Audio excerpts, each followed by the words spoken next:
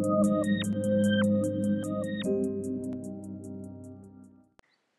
day everyone. Welcome all of you to the video lecture series on electronics made easy. So first of all, the prerequisites of the course. The first one is that you need to understand English. And the second prerequisite, you have to be at least 5 years old. That's it, as simple as that.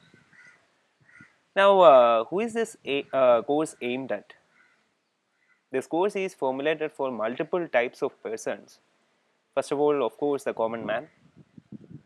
If you want to solve real-time electronics problems, then this course is for you.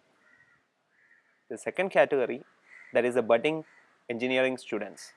Not only engineering, any branch of students. If you need to make some project that is somewhat related with electronics, then this course is going to be beneficial for you. And finally, the full-fledged so-called electronics engineers. If you want to be a real electronics engineer, apart from your grades and all other stuff, and if you want to design circuits by yourself instead of downloading it from the internet, then this course is for you. So first of all, we will discuss regarding a few of the example scenarios in which this course can be applied for getting benefited out of it. First of all, we will just consider regarding the floods, what happened earlier. So the most problematic thing that we faced during the floods was that we were not having electricity in our home, correct? But still we were having a bike or car that was lying idle in our home. So we could easily tap electricity from the bike or car, and we could have run our say if you were having an inverter, then you could have used that battery to power up the inverter itself, or you can simply light up some light bulbs using those car batteries or motorcycle batteries. That is one case. Second case, after the flood, when you try to crank up your car's engine, the car may not have been working properly, correct? That is just because the battery got down. So we have to recharge the battery. Okay, normal procedure is you have to take the battery out, you need to take it to the dealer, they will be charging it and they will be giving it back. Actually, this charging process itself, you can do it at your home, correct? So that is another application scenario. Now the third one, this is going to be a very interesting one. You can make several electronics projects by yourself.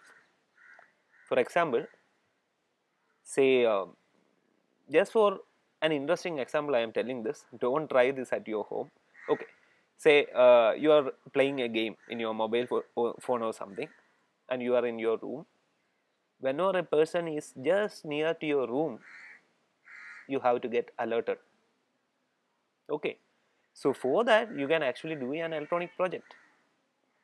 It can be done in such a way that, say, whenever the person is sneaking past to your door, at that time one small LED need to blink just near you. It can be done. Okay, another thing, this point I am telling to the so-called electronics engineers. Instead of downloading all these circuits from the internet, you can design all these circuits by yourself, as simple as that. Okay, so in the next video we will start with step number 1, that is learning the basics about electronics. And don't worry, it is going to be something very interesting. I am not going to follow the regular textbook pattern. I am going to skip several topics, just the same thing what you people will be doing whenever you are studying for the examinations.